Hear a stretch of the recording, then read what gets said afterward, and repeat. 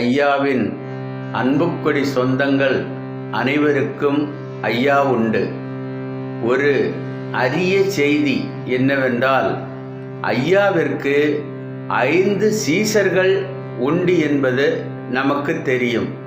அதில் முதன்மையானவர் தர்மசீசர். அந்த தர்மசீசர் வம்சாவளியில் வந்தவர் பால்சீசர். அவர் சிறந்த பாராயணி என்பதும் நமக்கு தெரியும். அவரின் பாராயண ஆடியோ ஒன்று இருந்தது. அதை இந்த ஐயாவளி மக்களுக்கு தெரியப்படுத்த வேண்டும் என்று நினைத்து அதை பதிவிட்டுள்ளோம். இந்த பாராயணத்தை ஐயாவளி மக்கள் அனைவரும் முழுமையாக கேளுங்கள், பயன்பெறுங்கள். உங்கள் கருத்துக்களையும் பதியுங்கள். ஐயாவுடன் கட்டுரைக்க பூரணமாய் ஆராய்ந்து பாட அடியேன் சொல் தமிழ் புதவி நாராயணர் பாதம் நாவினில் பாண்டவர் தமக்காய் தோன்றி பகைதனை முடித்து மாயோன் தீன்றிய கலியன் வந்த விசனத்தால் கையிலேகி சான்றவர் தமக்காய்ந்த தரணியில் வந்த நியாயம் ஆண்டவர் அருளி செய்ய அம்மானை எழுதலுத்தீர். சிவமே சிவமே சிவமணியே தெய்வமுதலே சிதம்பரமே தவமே தவமே தவ பொருளே தாண்டவ சங்காரா தமியேன் எங்களுடன் பவமே பவமே பல நாளும் செய்த பவ மருத்துலகமே வைத்தங்களை கொள்ளுவாய். சிவ சிவ சிவ சிவ அரகரா அரகரா. அலையிலே துயிலாதிவராகவான் 1008 ஆண்டினில் ஓர் பிள்ளை சிலையிலே பொன்மகர வயிற்றினுள் செல்லப்பெற்று விரிச்சம்பதியதில் உலகிலே பொன்மகர பாலை உமிழ்ந்துவின் உற்றது செல்லும் ஏரிலிருந்துதான் உலகில் சோதனை பார்த்தவர் வைந்தரின் புகமை சொல்ல யுக தர்மமாகுமே. திருமொழி சீதையாழ்க்கு சகதலம் புகழ எங்கும் ஒரு விளை உருவாய் தோன்றி யுகவர சோதனைகள் பார்த்து திருமுடி சூடி தருணர் சீமையில் செங்கோல் ஏந்தி ஒரு மொழி அதற்குள் ஆண்ட உவமையை உரைக்கலுத்தார்.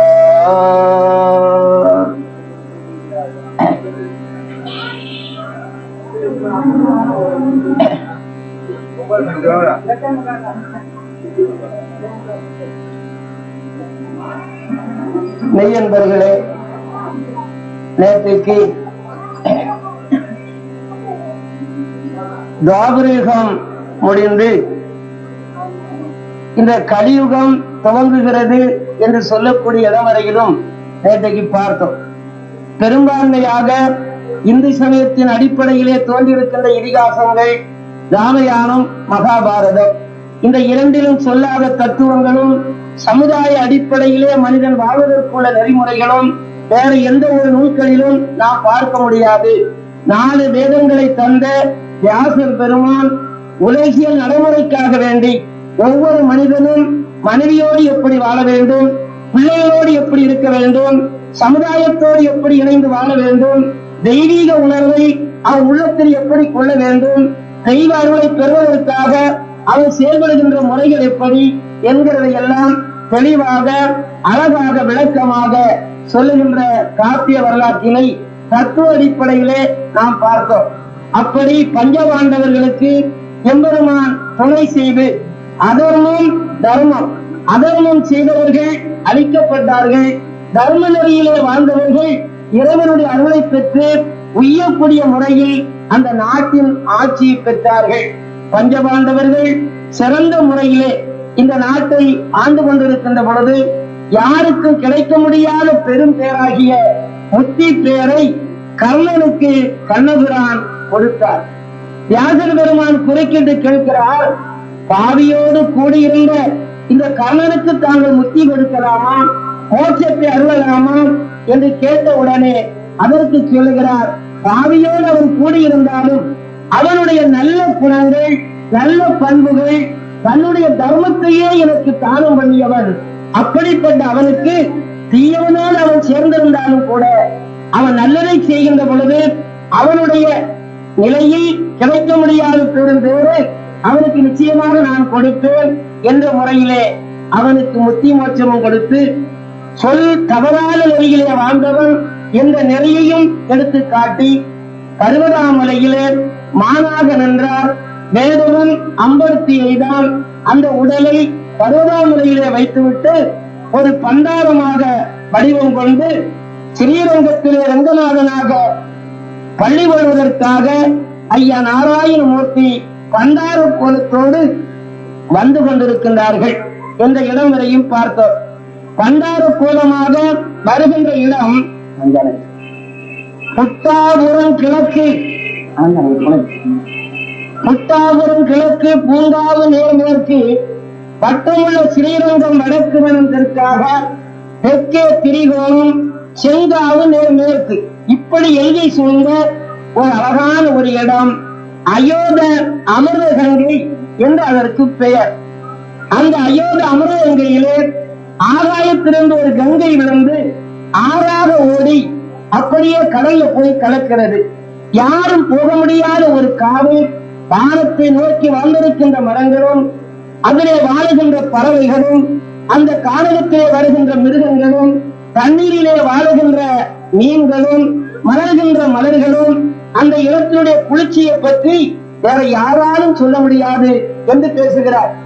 வைகுண்டத்தை காண வேண்டும் என்று சொல்லக்கூடிய வைகுண்ட தலைவிகளும் அந்த அயோத அமரங்கரையிலே வந்தால் இதுதான் வைகுண்டமோ என்று எண்ணுவார்களாம். கைலேங்கிரியை காணுவதற்காக செல்லுகிற தேவர்களும் இதுதான் பூலோக கைலேங்கிரியா என்று எண்ணுவார்களாம். அப்படிப்பட்ட சிறப்பான உன்னதமான அந்த அயோத அமரகங்கையிலே தெய்வீக மாதர்கள், சப்தகன்னியர்கள் என்று சொல்லக்கூடிய 7 அம்முமார்கள், சப்தம் என்றால் 7 பெண்மணிகள் அந்த கங்கையிலே வருவார்கள், இறங்கி குளிப்பார்கள், சிலையாடுவார்கள், மலர்களை பறித்து விளையாடுவார்கள். போகிற பொழுது அந்த தண்ணீரை ஒரு குடம்போல திரட்டி தலையிலே சுமந்து அங்கு ஒரு பெரிய சிவ ஆலயம், அந்த ஆலயத்திலே இருக்கின்ற சிவபெருமானாகிய சிவலிங்கத்திற்கு அவங்க அபிஷேகம் செய்து வருகிறார்கள். ஒவ்வொரு நாளும் தவறாமல் இந்த நிலையிலே இந்த வழிபாடு நடந்து கொண்டே வருகிறது. ஒரு நாள் இவர்கள் குளித்துவிட்டு வருகிறார்கள், கங்கையை குடம்போல திரட்டிக் கொண்டு. பொதுவாக நாமெல்லாம் கண்ணைக்கு போன ஏதாவது பாத்திரங்களோ குடங்களோ கொண்டு போனோம். கற்புன்னு சொல்லக்கூடிய மகிமையும் உண்மையான தெய்வீக உணர்வும் இருக்கின்ற பொழுது அவங்க எது நினைத்தாலும் நிச்சயமாக நடக்கும். தெய்வம் நடத்தி வைக்கிறது. நம்முடைய நம்பிக்கை குறைபாடு அடைகின்ற பொழுது தெய்வீக அருளும் குந்தி விடுகிறது. குறைகளுக்கெல்லாம் காரணம் நம்முடைய நம்பிக்கையில்லாத ஒரு தன்மை. ஏதோ வணங்குகிறோம், ஏதோ வழிபாடு செய்கிறோம் என்ற முறையிலே போகிற பொழுது அதனால எந்த ஒரு பலனும் நமக்கு கிடைப்பதில்லை. கற்பகலா பெண்களோட கற்புக்கிறங்கால் இருந்தால் விற்பனமோ நாமல் உடையவரும் என்றாமோ என்று சொல்லுவார். கற்போடு வாழுகின்ற ஒரு பெண்ணிற்கு ஒரு கவலை வந்து அவள் நம்மை நோக்கி ஆள உடனே போய் நாம் உதவி செய்யாதிருந்தால் கடவுளாக இருந்ததிலே புண்ணியம் இல்லை என்று கடவுளே சொல்லுகிறார். அப்படிப்பட்ட ஒரு பெருமை கற்புன்னு சொல்லக்கூடிய தன்மைக்கு உண்டு. அந்த கற்பனையிலே 7 பெண்களும் வாழ்ந்தார்கள். தண்ணியை உருண்ட வேண்டும் என்று எண்ணினார்கள். உடம்போல உருண்டது. தலையிலே சுமந்து சிவபெருமானுக்கு தொண்டு செய்வதற்காக 7 பேர் நடந்து வருகிறார்கள். வருகின்ற வழியிலே இங்கிருந்து ஸ்ரீரங்கத்திற்கு பள்ளி கொள்வதற்காக நாராயணமூர்த்தி ஆகிய கண்ணபிரான் ஒரு பண்டார கோலம் கொண்டு நீண்ட நரைத்த தாடியும் 95 வயது கிழவனை போல படைவெடுத்து தள்ளாடி நேரே நடந்து இவர் ஸ்ரீரங்கத்தை நோக்கி போகிறார். அம்மாமார்கள் 7 பேர்களும் அங்கிருந்து வருகிறார்கள். அதுல மூத்த கன்னியாக இருக்கிறவள் சப்தகன்னி என்று சொல்லக்கூடிய 7 பேரிலே சாஸ்திர கன்னி என்று சொல்லக்கூடியவள். அங்கிருந்து பார்க்கிறாள், எதிரே ஒரு பண்டாரம் வருகிறான். உடனே சகோதரியை பார்த்து சொல்லுகிறாள், சகோதரிகளே, யாரும் வர முடியாத ஒரு பெரிய காவல், இதுவரையில யாரும் வந்ததில்லை. ஆனா அதோ எதிரே ஒரு பண்டாரம், ஒரு முதிர்ந்தவன் தள்ளாடி தள்ளாடி நாம் போகிற பாதையிலே வந்து கொண்டிருக்கிறான். நாம் பாதையை விட்டு ஒதுங்கி செல்வது நல்லது என்று 7 பெண்மணிகளும் கங்கையை தலையிலே சுமந்தவாறு அந்த பாதையை விட்டு ஒதுங்கினார்கள். ஒரே அடி பாதை. அவ்வையார் அழகான ஒரு பழமொழி சொல்லுவார், நல்லவனுக்கும் நல்லவனுக்கும் 3 வழி, நல்லவனுக்கும் பொல்லாதவனுக்கு 2 வழி, பொல்லாதவனுக்கும் பொல்லாதவனுக்கும் 1 வழி என்று ஒரு பழமொழி உண்டு. இங்கிருந்து ஒரு நல்லவன் போகிறான், அங்கிருந்து ஒரு நல்லவன் வருகிறான், இடையிலே ஒரு பாதை. இந்த நல்லவரை கண்டவுடன் அந்த நல்லவர் ஒதுங்கி விடுவார், இவர் அவரை கண்டு ஒதுங்குவார். அவர் வருகின்ற பாதை ஒன்று, இவன் போகிற பாதை ஒன்று, நடுவில் ஒரு பாதை. அப்படி நல்லவனுக்கு நல்லவனுக்கும் 3 வழி, நல்லவனுக்கும் பொல்லாதவனுக்கும் 2 வழி. அங்கிருந்து ஒரு நல்லவர் வருகிறார், இங்கிருந்து ஒரு பொல்லாதவன் போகிறான். இந்த பொல்லாதவன் அந்த பாதையை விட்டு ஒதுங்க மாட்டான், அந்த நல்லவன் இவனை கண்டு ஒதுங்குவான். நல்லவன் வருகிற பாதை ஒன்று, தீயவன் போகின்ற பாதை ஒன்று. எனவே நல்லவனுக்கும் பொல்லாதவனுக்கு 2 வழி, பொல்லாதவனுக்கும் பொல்லாதவனுக்கும் 1 வழின்னு பழமொழி. இங்கிருந்து ஒரு பொல்லாதவன் போகிறான், அங்கிருந்து ஒரு பொல்லாதவன் வருகிறான்னா 2 பேரும் ஒதுங்க மாட்டான், விட்டுவான், ஒரு அடி போடுவான். அங்கிருந்து 2 பேரும் வருகிறார்கள், போடுவார்கள். ஆகவே நல்லவர்கள் தீயவர்களை கண்டால் ஒதுங்கி செல்லுவார்கள். அதே போல ஏதோ ஒரு பண்டாரம் வருகிறான் என்று எண்ணி 7 அம்மாமார்களும் அந்த பாதையை விட்டு ஒதுங்கி வருகிறார்கள். பக்கத்தில் போன உடனே இந்த கண்ணபுரானாக இருக்கிற நாராயணமூர்த்தி அந்த பண்டாரம் தள்ளாடிய நிலையில் அந்த 7 பெண்களையும் பார்த்து கேட்கிறார், பெண்களே, என்றைக்கு நீங்கள் இந்த தண்ணீரை உடம்போல திரட்டி சிவபெருமானுக்கு அபிஷேகம் செய்து கொண்டு செய்து வருகிறீர்கள், இன்றைக்கு கொண்டு போகிற தண்ணீரை என்னுடைய பாதத்திலே வைத்து எனக்கு தொண்டு செய்யுங்கள். எனக்கு செய்வதும் சிவத்துக்கு செய்வதும் ஒன்றுதான் என்று அந்த பண்டாரம் சொன்னார்.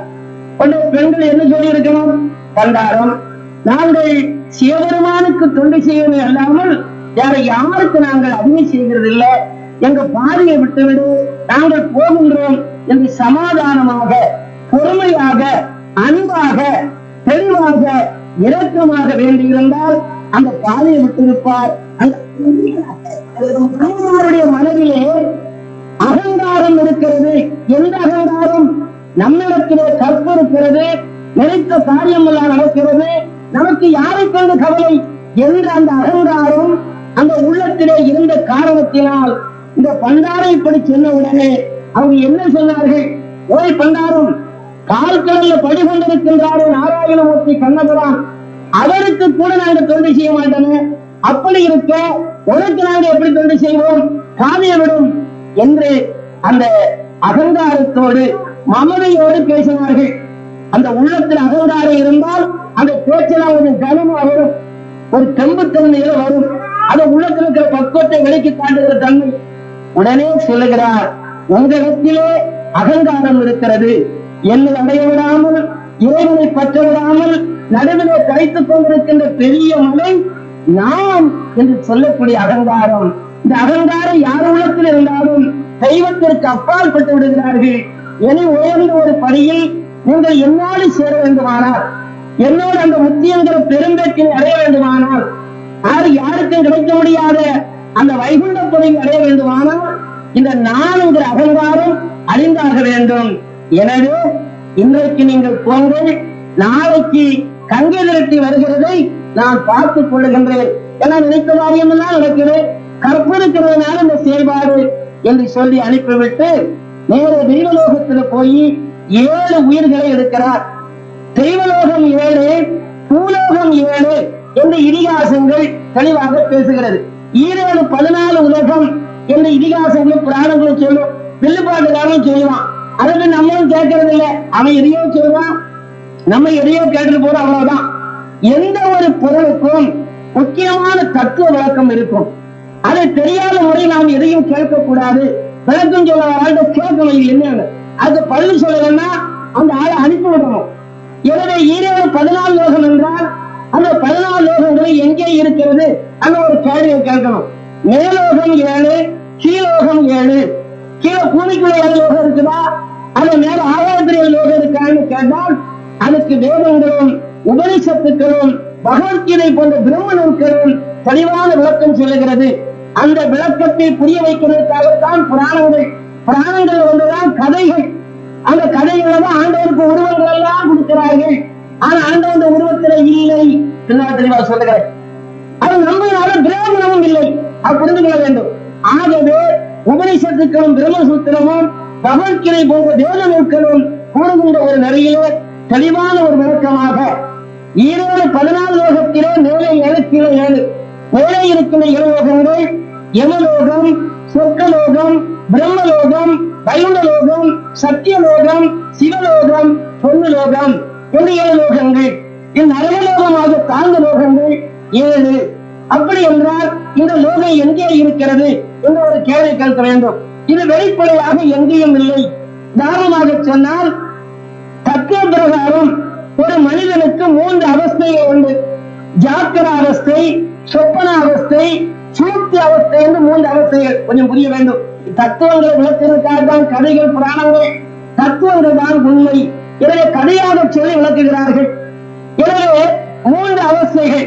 பொதுவாக இந்த உடலுக்குள்ளே 4 உடல் இருக்கிறது. எல்லாரும் தெரிந்து கொள்ளுங்கள். படித்தவனாக இருந்தாலும் படிப்புரை இல்லாதவனாக இருந்தாலும் எந்த தொழிலை செய்தாலும் மனிதனாக உடம்படுத்த யாராக இருந்தாலும் இந்த உடலுக்குள்ளே 4 உடல் இருக்கிறது. வெளியே தெரிகிறது அன்னமய கோஷம்.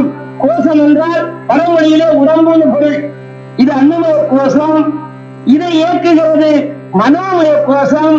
அதை இயக்குகிறது பிராணமய கோஷம். அதை இயக்குகிறது விஞ்ஞானமய கோஷம்.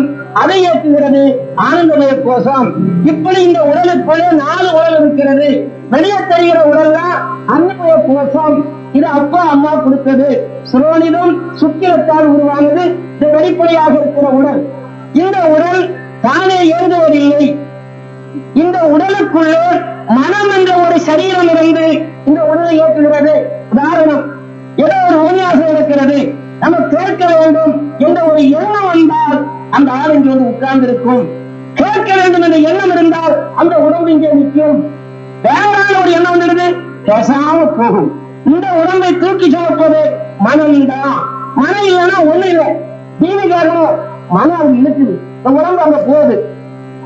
மனம் இல்லாமல், மனமாகிய சரீரம் இயங்கி இல்லாமல் இந்த உடம்பு செயல்படுகிறதே இல்லை.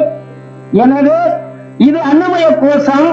இதை இயக்குகிறது மனோமய கோஷம் என்ற மனம். அதை இயக்குகிறது பிராணம் என்று சொல்லக்கூடிய ஆன்மா. ஆன்மா இல்லை என்றால் மனமும் செயல்படுவதில்லை. எனவே அந்த ஆன்மாவை இயக்குகிறது விஞ்ஞானமய கோஷம் என்று இன்னொரு சரீரம். அதை இயக்குகிறது ஆனந்தமய கோஷம். எனவேதான் சச்சித் ஆனந்தன் சொன்னா சைவர்கள் சச்சிதானந்தம் சொல்லிவிடுவார்கள். அப்பர், சுந்தரர், மாணிக்கவாசகர், ஞானசம்பந்தர் எல்லாம் சச்சிதானந்தம் சச்சிதானந்தம் என்று சொல்லுவார்கள் சைவர்கள். இனி வேதங்கள் சொல்லுகிற போது பயனவர்களாக இருந்தால் ஆனந்த சயனன், ஆனந்த சயனன் என்று சொல்லுவார்கள். ஆனந்தம் என்ற ஒன்று இருக்கிறதுனாலதான் இந்த உயிர்கள் எல்லாம் வாழ்ந்து கொண்டிருக்கிறது. நாம் கஷ்டப்பட்டாலும், கடத்துல இருந்தாலும், உடம்புல ஏதாவது நோய் இருந்தாலும் அந்த நோய் நாளைக்கு சுகமாகும். நாளைக்கு நான் நன்றாக இருப்பேன், கடன் நாளைக்கு தீரும், நான் நன்றாக இருப்பேன் என்ற ஒரு ஆனந்தத்தினால்தான் இந்த உலகங்கள் வாழ்ந்து கொண்டிருக்கிறது, உயிர்களும் வாழ்ந்து கொண்டிருக்கிறது. ஆனந்தம் இல்லை என்றால் எந்த உயிர்களும் வாழுகிறது இல்லை. எல்லா உயிர்களுக்கும் ஆனந்தம் என்று சொல்லக்கூடிய மகிழ்ச்சி கண்டிப்பாக இருக்கிறது.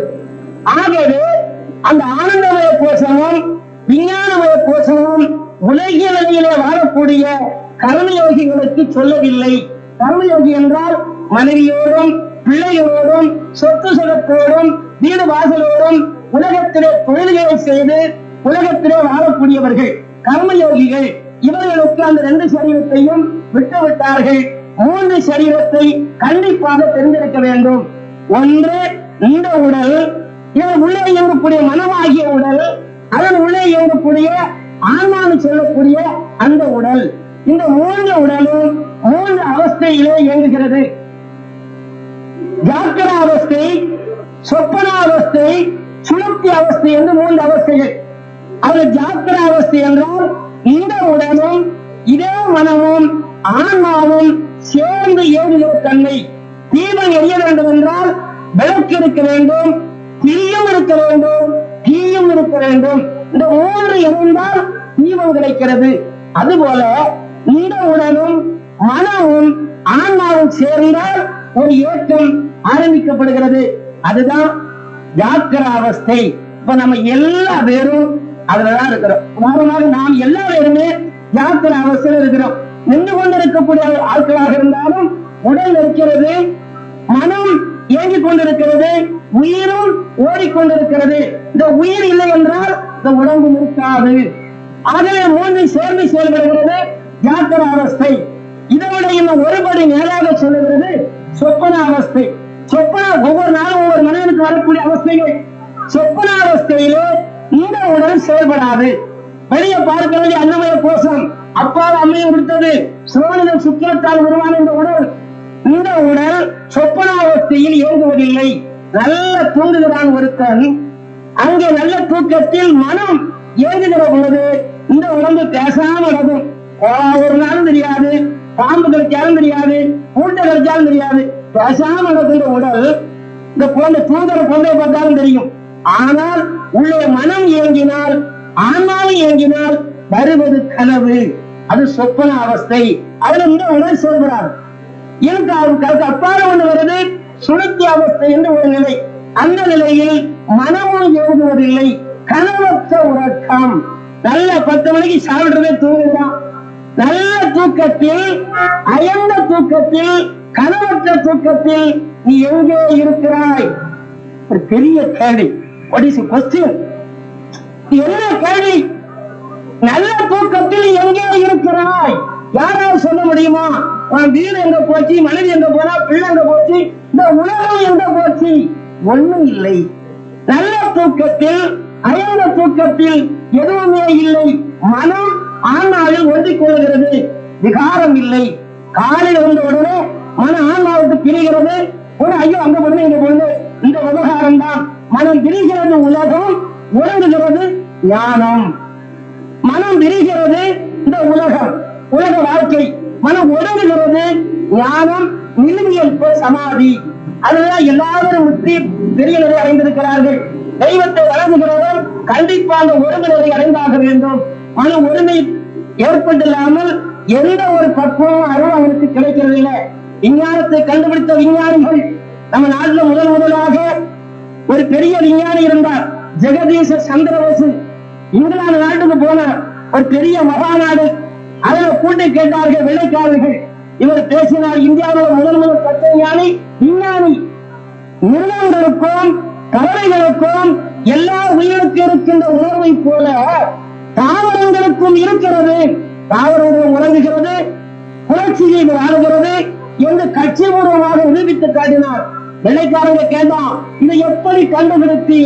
அப்பதான் அவர் சொன்னார், மன ஒருமை, மன ஒருமை உணர்வு. அல்ல படிக்கிற மாணவன் ஒரு முத்தியோடு ஒரு உணவு இருப்பாரே, ஆனால் 100க்கு 100 மார்க் வாங்குவான்.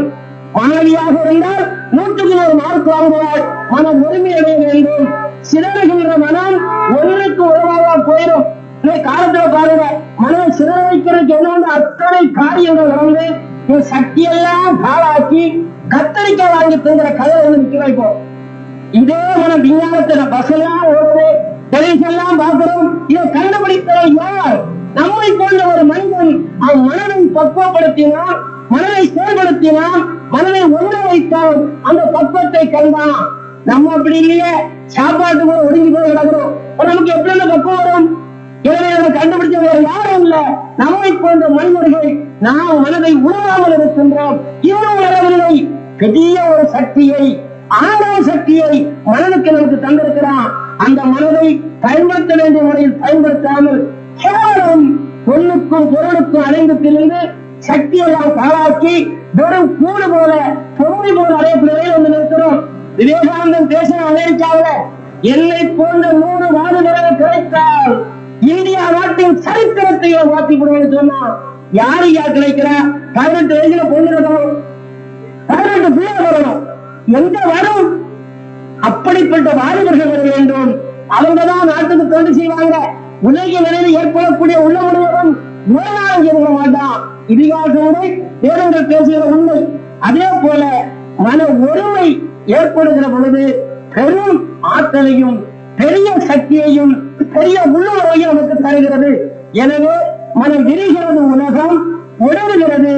ஆன்மீகம் என்று சொல்லக்கூடிய ஆன்ம உணர்வு, இந்த தத்துவம் அந்த சுளுப்தி அவஸ்தையில் நமக்கு கிடைக்கிறது. எனவே இந்த மூன்றையும் தெரிந்து கொள்ள வேண்டும். ஆன்மா மட்டும் இயங்குகிறது சுளுப்தி அவஸ்தை, மனமும் ஆன்மாவும் இயங்குகிறது சொப்பன அவஸ்தை, அதோடு உடலும் இயங்குகிறது ஜாக்கிர அவஸ்தை. இந்த 3 அவஸ்தையில் நாம் இயங்கிக் கொண்டிருக்கிறே. ஆன்ம உணர்விலே 7 பெண்களும் தண்ணீர் வழங்கி குளித்துக் கொண்டிருக்கிறார்கள். தெய்வத்தால கூட ஒண்ணு செய்ய முடியல. உடனே இந்த எண்ணத்தை அகற்ற வேண்டும் என்று எண்ணி பிரம்ம பகவானை நினைத்தார், மழை பொழிந்தது. வாயு பகவானை நினைத்தார், காற்று வீசியது. இயற்கையிலே அம்மமார்கள் தண்ணீருக்குள் இருக்கிறார்கள். உடனே மழையும் காற்றும் ஒன்றாக சேர்ந்து அந்த தண்ணீர்ல குளிர்ந்த உடனே குளிர் அதிகப்பட்டு உடம்பெல்லாம் நடுங்க ஆரம்பிச்சு. உடம்பு நடுங்க ஆரம்பித்ததும் மன ஆன்மாவை பற்றி நின்றது, நேர்ந்த உடம்பை பற்றியது. அந்த மூத்தம்மை சொல்லுகிறார், குளிர் பொறுக்க முடியவில்லை, உடம்பெல்லாம் நடுங்குகிறது. இந்த குளிரை அகற்ற வேண்டுமானால் நமக்கு அக்கினி வேண்டும், தீ வேண்டும் என்று எண்ணினார்கள். உடனே அந்த நாராயணமூர்த்தி ஆகிய கண்ணன் அக்கினியாக நின்றார். 7 அம்மமார்களும் நம்ம நினைத்ததுனால அக்கினி வந்து விட்டது, தீ வந்து விட்டது, நெருப்பு வந்து விட்டது என்று 7 பேரும் அக்கினி ஆகினார்கள். உடனே 7 உயிரையும் கொடுத்தார். ரிஷிகற்ப ஆத்தங்கால் என்று சொல்வது போல 7 ஆண் குழந்தைகளை அந்த இடத்திலே பெற்றார்கள். ஒரு கேள்விகளும், எப்படியா உடனே பிள்ளை பிறக்கும்? சரவண பொய்கையில ஆரம்பத்துல உடனே தான் பிறந்தான், கண்ணனும் உடனே தான் பிறந்தான். எந்த தெய்வத்தை எடுத்துக் கொண்டாலும் இந்த சமயத்துல அது உடனே தான் பிறந்ததாக வரும் வரலாறு. 10 மாதம் தாய்வத்திலிருந்து பிறந்ததாக வரலாறு வராது. ஆகையினால் உடனே பிறந்தது என்றால் அது என்ன குழந்தையாக இருக்கும்? அந்த மாதிரியா? இல்லவே இல்லை. அம்மமார்கள் அக்கினி ஆடினார்கள். 7 உயிரையும் கொடுத்தார். உடனே 7 பிள்ளைகளை பெற்றார்கள். பிள்ளைகளை கண்ட 7 பெண்களும் ஓடி போய் கங்கையை திரட்டினார்கள். கங்கை திரளவில்லை. அதுல மூத்தம்ம சொல்லுகிறார், சாஸ்திரகன்னி கடலை துணையாம் என்றாவி கற்பை இழந்தோம் கன்னிகளே, புனலை திரட்ட திறனின்றி புத்தி அழிந்தோம் பூவையரே, அனலை தரித்த அரண் முன்னே அங்கே போனால் நமக்கு பங்கு வரும். இனத்தை பிரிந்த மானை போல பணத்தில போயிருப்பாங்க. 7 பேர்களும் பெற்ற பிள்ளைய கூட எட்டி பார்க்காமல் அப்படியே போட்டுவிட்டு தெற்கு முகமாக ஓடினார்கள். அங்கே கானகத்துல போய் ஒருவர் முகம் ஒருவர் பார்க்காமல் அந்த சிவத்தையே நினைந்து நாங்கள் பெற்ற பிள்ளைகள் ஏனும் பெற்று பெற்று பெருக வேண்டும். கள்ளம் செய்தவன் யாரும் எங்களுக்கு தெரியாது, அவர் வந்து எங்களை திருமணம் செய்ய வேண்டும். மக்களையும் எங்களையும் அந்த மாமுனிவன் வந்தெடுத்து ஒக்க ஒருமிக்கின்ற உலகத்தை ஆள வைக்க வேண்டும் என்று கடுமையான தவம் 7 பெண்களும் தெற்குமுகமாக நின்று சிவனையும் உமையவளையும் நினைத்து தவம் செய்தார்கள். ஐயா கண்ணபிரான் பார்க்கிறார், 7 பிள்ளைகள் அப்படியே வந்து அழுகிறது. 7 பிள்ளை ஒண்ணுக்கு மேல ஒன்னா தூக்கி நேரே கொண்டு வந்தார். பிள்ளைகளுக்கு ஏதாவது பால் கொடுக்கணும். அப்ப பெரியவர்களுடைய பசுக்கள் எல்லாம் அங்க வந்து மேய்ந்து கொண்டே நின்றது. புல்லாங்குழலை எடுத்து வாசித்தார். அத்தனை பசுக்களும் ஓடி வந்து என்னன்னு கேட்டது. சங்கை நீட்டினார். அத்தனை பசுக்களும் பால் கொடுத்தது. அந்த பாலை வாங்கி ஒரு 5 நாள் அந்த பிள்ளைகளுக்கு கொடுத்து பிள்ளைகளை காப்பாற்றினார். 6வது நாள் தெய்வேந்திரன் படையோடு வந்துதான் விட்டதுக்கு. ஏன்னா அங்கே உள்ள பசுக்கள் எல்லாம் காராம் பசுக்கள், கணக்காக பால் கறக்கக்கூடியது. இங்கே பிள்ளைகளுக்கு வனத்திலே பசுக்கள் பால் கொடுத்ததும் கன்றுகள் எல்லாம் அங்க கழுவ ஆரம்பிச்சது. வனத்துல ஏதோ மோசம் நடக்குது அப்படின்னு சொல்லி அவன் நேரம் வந்துட்டான். ஒரு சூறாவளத்துக்கு எறிந்தால் அவன் பயந்து அவன் பாட்டுக்கு போட்டான். இனி இந்த பிள்ளையை நாம வளர்க்க முடியாது. பிள்ளையை வளர்க்கக்கூடிய பக்குவம் பெண்கள் ஒருவருக்கு தான் உண்டு. யாரு கையில் இந்த பிள்ளையை ஒப்படைக்கலாம் என்று கண்ணபிரான் நாராயணமூர்த்தி எண்ணிக்கொண்டிருக்கின்ற பொழுது அதற்கு முன்பாக 7 கடலுக்கு அப்பால் தக்கன் என்று சொல்லக்கூடிய ஒரு பெரிய அசுரன் தேவர்களை எல்லாம் கொடுமை செய்து கொண்டே வருகிறான். அவன் சிவபெருமானிடத்திலே ஆண் பிள்ளையினால் அழிய மாட்டேன் என்று வரங்களை பெற்றவன். அவன் செய்த கொடுமை மறுக்க முடியாமல் தேவர்கள் எல்லாம் தெய்வத்தை நினைந்து கதறி அழுதார்கள். உடனே சிவபெருமான் தேவசேனையை கூப்பிட்டு, எப்படியாவது தக்கனை கொள்ள வேண்டும், அவன் அகங்காரம் அதிகரித்து விட்டது, ரொம்ப கொடுமை பண்ணுகிறான், என்ன செய்யலாம் என்று ஆலோசித்தார்கள். அப்ப எல்லாரும் சொன்னா, ஆண் பிள்ளையினால் அவன் அழிய மாட்டான், அவனை கொல்ல வேண்டுமானால் ஒரு பெண் பிள்ளைதான் போக வேண்டும், ஆகவே யாரை அனுப்பலாம் என்று ஆலோசித்த பொழுது எல்லா விதமாக பூனாரம் பூண்ட சுட்டாபுர காளி, அந்த காளி அனுப்புனா கண்டிப்பாக தக்கனை கொன்று அந்த தேவருடைய துன்பத்தை அகற்றுவாள். பெண்ணல்ல போருக்கு புருடர் மிக போராது, விண்ணவரும் மன்னவரும் எடுக்க முடியாது என்று தேவர்கள் எல்லாம் கூறியவுடனே சிவபெருமான் பத்திரகாளியை கூப்பிட்டார். அம்மை உடனே இந்த காட்சி கொடுத்து, ஈஸ்வரா, என்னை தாங்கள் எதற்காக நினைத்தீர்கள் என்று கேட்டதும் தக்கனுடைய கொடுமை அதிகரித்து விட்டது, தேவர்கள் எல்லாம் சங்கடப்படுகிறார்கள், நீ தக்கனை கொண்டு தேவர்களுடைய துன்பத்தை அகற்ற வேண்டும் என்று சிவபெருமான் சொல்ல, அம்மா கேட்டா, ஈஸ்வரா, நான் தக்கனை போய் கொல்லுகின்றேன், ஆனா எனக்கு படைத்துணைக்கு பிள்ளை வேண்டும், எனக்கு குழந்தை வேண்டும், அப்படியானா தக்கனை கொல்லுகிறேன்னு சொன்னான். உடனே சிவபெருமான் சொன்னார், மாகாளி, நீ மறித்து பிறக்காதவள், என்றைக்கும் இருக்கிறவள், சிரஞ்சீவியானவள், உனக்கு வயிற்றில கருத்து பிறக்கிறதுக்கு விதி இல்லை, அப்படி உனக்கு பிள்ளை வேண்டுமானால் உன் அண்ணனாகிய நாராயணமூர்த்தி நோக்கி தான் அவர் விவசாய அக்கினியில 7 ஆண் பிள்ளைகளை பெற்றுக் கொண்டு வருவார், அந்த பிள்ளைதான் உனக்கு பிள்ளையாகும் என்று சொன்ன உடனே பத்திரகாளி அம்மை அதற்கு முன்பாகவே, காளி, புட்டாபுர காளி, இந்த பிள்ளைகள் பிறக்க வேண்டும், எனக்கு பிள்ளையாக வர வேண்டும் என்று கடுமையான தவம் செய்து கொண்டிருக்கிறார். எனவே காளி தவத்தினால் வந்த பிள்ளைகள் என்று 7 பிள்ளைகளையும் எடுத்து அந்த காளிகையில வளர்ப்பதற்காக ஐயா ஒப்படைப்பதற்காக கொண்டு வருகிறார்.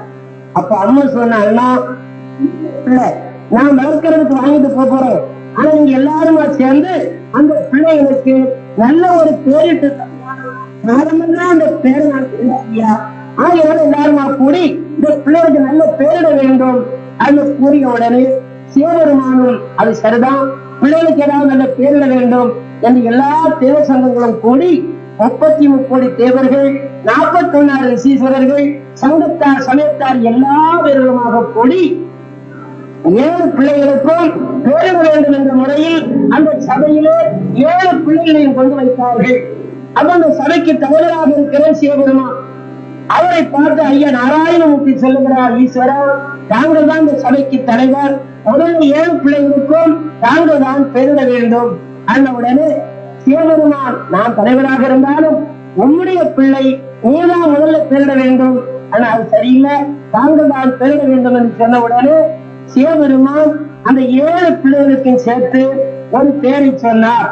அடுத்தபடியாக பிரம்மதேவன் அவருடைய பேரை விட்டு ஒரு பேரை சொன்னார். நாராயணமூர்த்தி மகாவிஷ்ணு இன்னொரு பேரை சொன்னார். சிவபெருமான் சொன்ன பேரு நன்றாக புரிந்து கொள்ள வேண்டும்.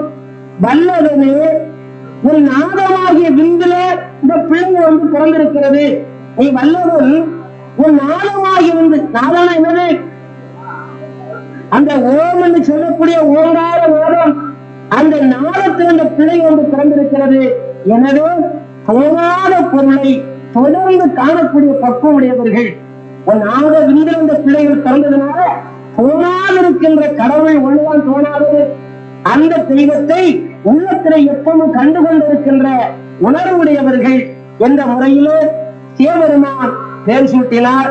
அடுத்து சபைக்கு தலைவராக இருக்கிறவர் பிரம்மதேவன் நான்முகன். அந்த 7 பிள்ளைகளுக்கும் அவர் தன் உள்ளுணர்வை ஒட்டி சான்றோன் என்று பெயர் சூட்டினார். சான்றோன் என்றால் பொதுவாக தனிப்பட்ட ஒரு ஜாதியை யாரும் எடுக்கக்கூடாது. சான்றோன் வள்ளுவர் சொல்லுகிற பொழுது, அந்தவர் என்போர் அறவோர் மற்ற எவ்வுயிருக்கும் செந்தன்மை பூண்டுகிறான். அந்தவன் என்று சொல்லக்கூடியவன் தனிப்பட்ட ஒரு ஜாதி அல்ல, பிராமணன் என்று சொல்லக்கூடியவன் தனிப்பட்ட ஒரு ஜாதி அல்ல. அந்தவன் என்போர் அறவோர், அறவழியில் நடக்கக்கூடியவன், நீதி உடையவன், நேர்மை உடையவன், ஒழுக்கமுடையவன், பண்புடையவன், எந்த உயிருக்கும் துன்பம் செய்யாதவன், எல்லா உயிரையும் தன்னுயிர் போல் நேசிக்கின்ற பக்குவம் எந்த ஜாதியில, எந்த குலத்தில, எந்த மதத்தில இருந்தாலும் அவன் தெய்வத்தினுடைய பிள்ளையாகி விடுகிறான். அவன்தான் சான்றோன், அவன்தான் பிராமணன். அதான் பிராமணன் சொல்கிறது. அந்த வேத முறைக்கு புறம்பாக நடந்தால் அத்தனை பேரும் பிராமணர்கள் அல்ல என்று சொல்லுகிற முறை. அதே போலதான் தனிப்பட்ட ஒரு ஜாதியை பற்றி சொல்லுகிறது இல்ல, அந்த பக்குவத்தில் செயல்படுகிற பொழுது அந்த பேர் அதுக்கு பொருந்துகிறது. எனவே பிரம்மதேவன் சான்றோன் என்று சொன்னார்.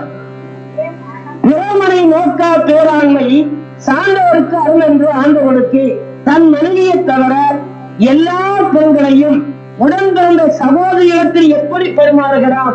சகோதரி சாதம் போட்டு கொடுக்கிறார், ஒரே கட்டு ரெண்டு பேரும் ஒன்றாக இருக்கிறார்கள், ஒரே வீட்டில் தங்குகிறார்கள். எந்த களங்கமும் எந்த மோசம் அவன் உள்ளத்தில் வருகிறது இல்லை. அதே போல எல்லா பெண்களுக்கிலும் இப்படிப்பட்ட சகோதர உணர்வும் தாயாக நினைக்கின்ற அந்த பக்குவமும் யாருக்கு உள்ளத்தில் இருக்கிறதோ அவன் தெய்வத்தினுடைய பிள்ளை என்று அவன்தான் சான்றோன். எல்லா விளக்கும் விளக்கல்ல, சான்றோருக்கு பொய்யா விளக்கிய விளக்கு. உயிர் போனாலும் பொய்யே பேசாதவன். இனி சமன் செய்து சீர்தூக்கும் கோர்கோர் அணிந்திருவார் கோராமை சான்றோர் கனி. எந்த ராசி எப்படி இருக்கோ அங்கேயே சாராமல் நடுநிலையிலே இருப்பான். அந்த பேர் பொருந்த பிரம்மதேவன் சான்றோர் என்று பேர் சூட்டினார்.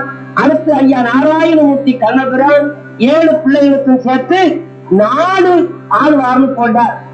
நாடு ஆழ்வாருன்னா இந்த நாட்டு ஆழ்வாருங்கிறது இல்ல, இந்த நாட்டை யாரும் ஆள போவதில்லை, ஆளுகளும் ஒழுங்கா ஆள போவதும் இல்லை.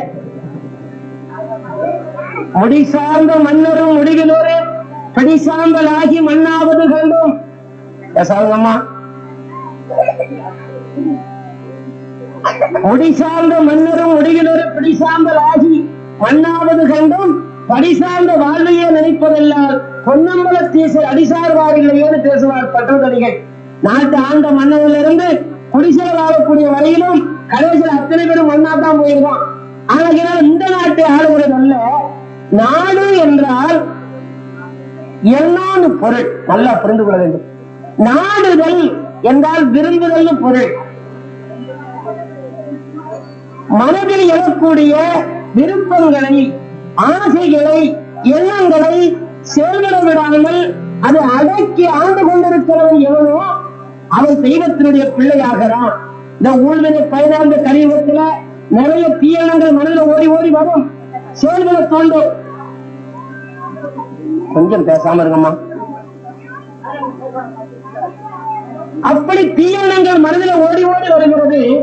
அந்த எண்ணத்தை செயல்பட விடாமல் ஆன்மீக பயிற்சியினால், தெய்வீக எண்ணத்தினால் அதை அடக்கி அவன் ஆண்டு கொண்டிருக்கிறானோ அவன் தெய்வத்தினுடைய பிள்ளையாகிறான். அந்த பக்குவம் பிள்ளைகளுக்கு இருக்கிறது. எனவே இவர்கள் நாடு ஆழ்வார்கள், எண்ணங்களை அடக்கி ஆழ்வார்கள். ஒரு பிள்ளை 2 பிள்ளையோடு வாழ்ந்தா போதும், வாழ்க்கையில சிறப்பா இருக்கும். அந்த எண்ணத்தை அடக்க முடியாமல் அந்த எண்ணத்துக்கு அடிமையாகி கடைசி கால முறையிலும் நிம்மதி இல்லாமல் இந்த மனம் என்ன பாடுபடுது பாருங்க. பட்டணத்தார் இருக்கிறார். ஒரு நாள் காட்டு வழியா வந்துகிட்டே இருந்தார். அந்த சமயத்துல பக்கத்துல ஒரு கிராமம். அந்த கிராமத்தில் பட்டணத்தாருடைய ஒரு சிஷியனுடைய மகளுக்கு கல்யாணம். அந்த சமயத்துல வெளியே வந்தான். ஒரு ஓடிப்ப சொன்னா, சுவாமி அந்த பட்டணத்துல போறாங்க. அந்த இயற்கையில அவருடைய குரு ஓடி போய் காலோடு, சுவாமி என் பிள்ளைக்கு எனக்கு கல்யாணம், இப்பதான் கெட்டு முழுக்க முடிய போகுது, உங்க பெரிய மகான், அதுல என் பிள்ளை நல்லா இருக்கணும், என்ன ஆசீர்வதித்தால் போதும், ஏதாவது ஒரு வார்த்தை சொன்னா போதும் சுவாமி.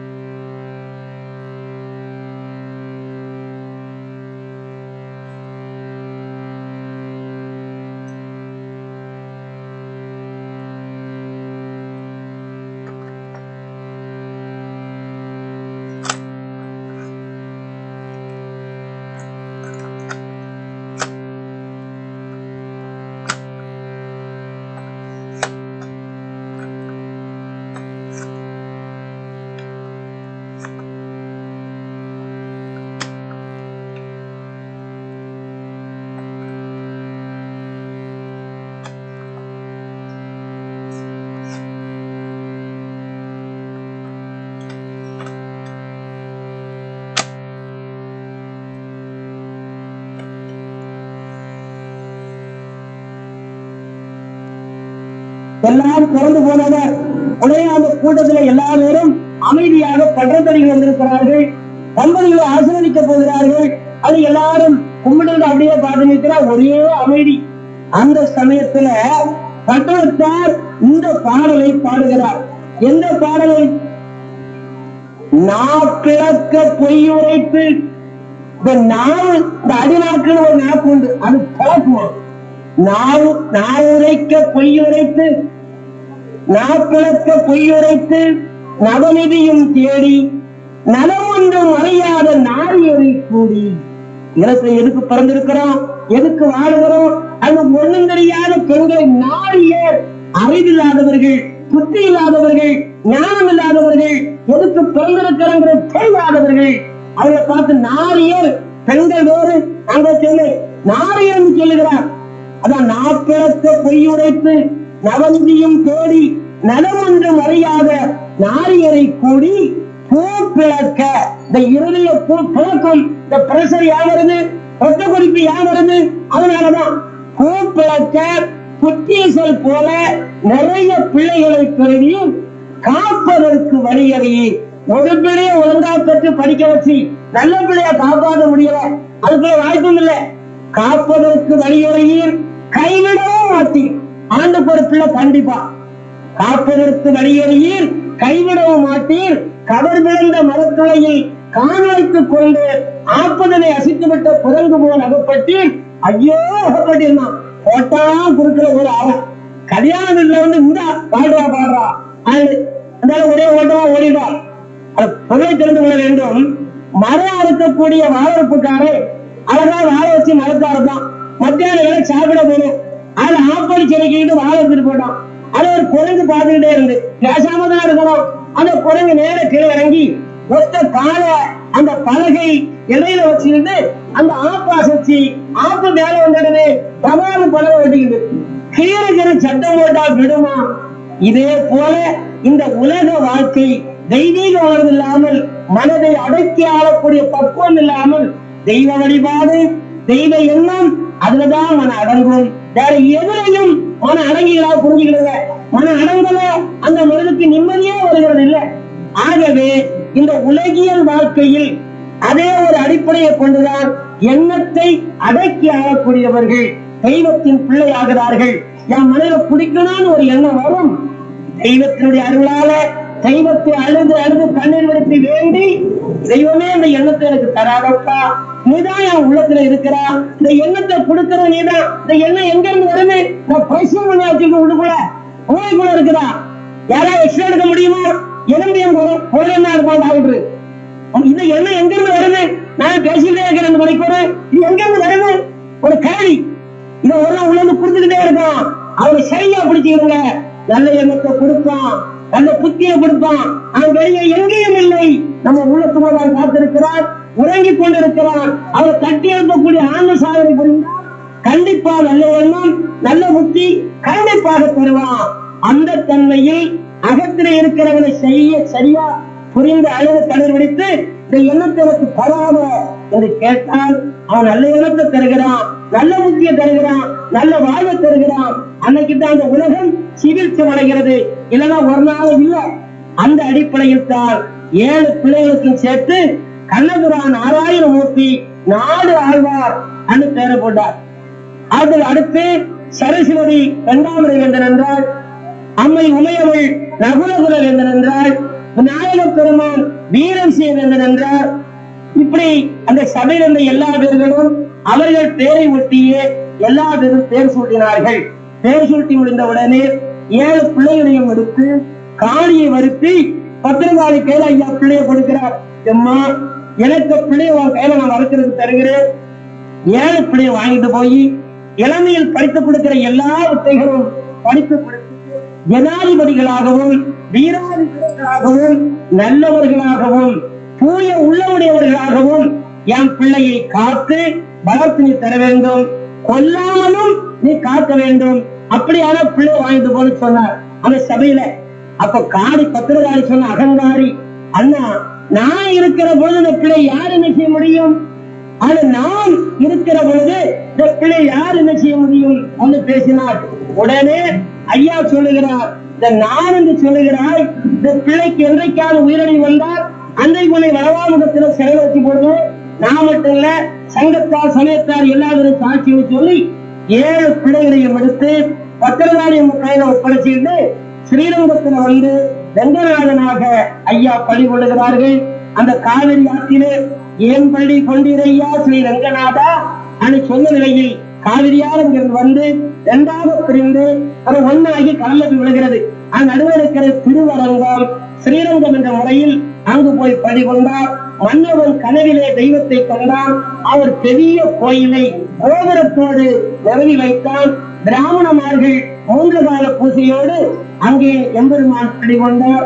மாதவமாறு மழை பொழிந்து ஒருபடி நெல்லு ஒரு மூட்டை நெல்லு அந்த முறைக்கு தென்னல் விளைந்து தென்னை மரங்கள்லாம் தேர் போல காய்ச்சி அலங்கரித்து பறவைகள் எல்லாம் பத்மநாபா ஸ்ரீரங்கான்னு கூப்பிடுமா அந்த அளவுக்கு செழிப்போடு ஸ்ரீரங்கத்திலே ரங்கநாதனாக நாராயணமூர்த்தி பள்ளி கொண்டிருக்கிறார். பத்திரகாளி அம்மை 7 பிள்ளைகளையும் கொண்டுட்டு போய் தன்னுடைய பிள்ளைகள் போல நல்ல முறையிலே வளர்த்தாள். இளமையில் படித்துக் கொடுக்கிற எல்லா வித்தைகளும் அம்மை படித்துக் கொடுத்து வீராதி வீரர்களாகவும் ஜனாதிபதிகளாகவும் நாட்டை ஆளக்கூடிய மன்னவர்களாகவும் எல்லா பக்குவத்தோடு வளர்த்தார். அவர்களும் வளர்ந்து பருவத்தை அடைந்தவுடனே தக்கன் மீது படையெடுத்து போய் தக்கனையும் சம்மானம் செய்து புத்தாபுரத்தில் 7 வீடு வைத்து கொடுத்தாள்.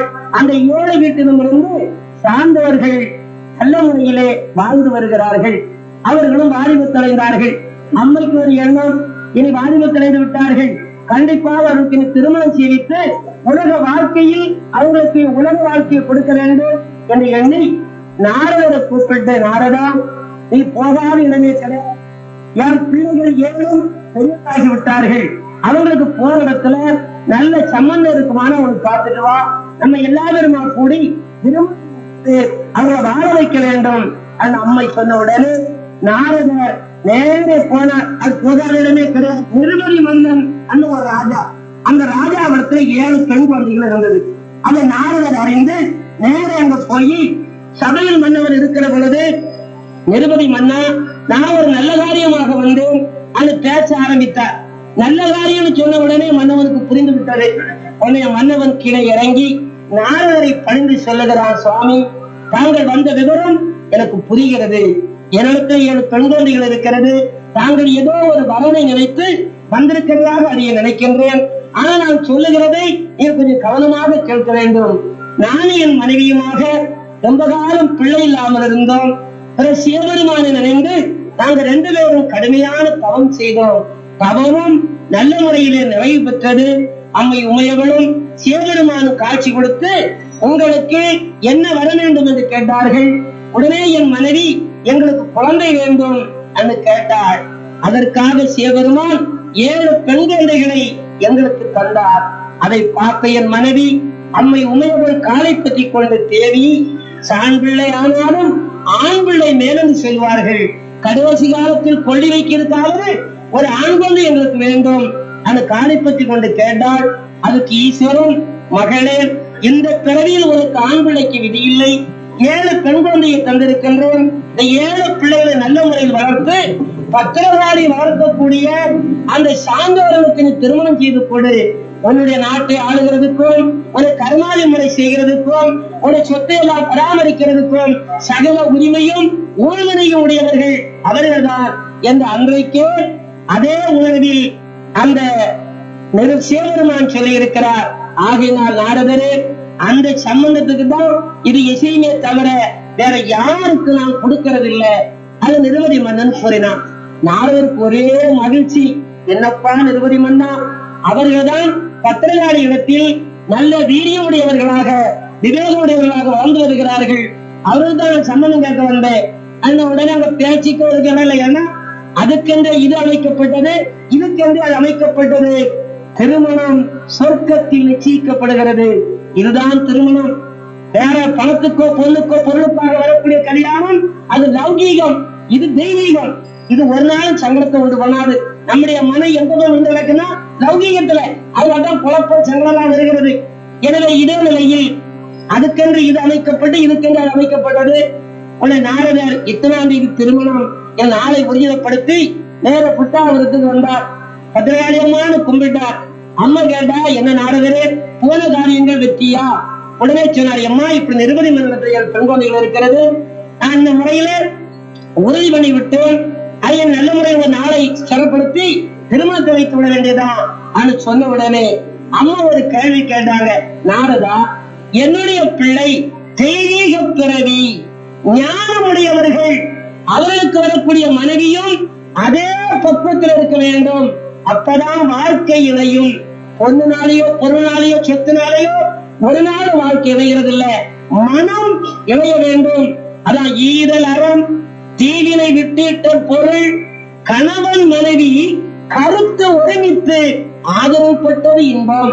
மனைவிக்கு எண்ணம் வேறாகவும் கணவனுடைய எண்ணம் வேறாக இருந்தால் அந்த வாழ்க்கை நரகம், ஒரு நிம்மதி வராது. பரச்சிலையும் போச்சியும் திட்டிகிட்டே போவான், என்ன நிம்மதியாக இருக்க முடியும்? ஆகவே அந்த தெய்வீக உணர்விலே வரக்கூடிய அந்த பக்குவத்துல அந்த அம்மா கேட்கிறா, என் பிள்ளை தெய்வீக பிறவிகள், ஞானமுடையவர்கள், அவளுக்கு வரக்கூடிய மனைவியும் அதே பக்குவத்தில் இருக்க வேண்டும். அந்த பெண்ணினுடைய முப்பிறப்பு என்ன? இந்த ஜாதகம் பார்க்கவே முப்பிறப்பு சொல்லும்.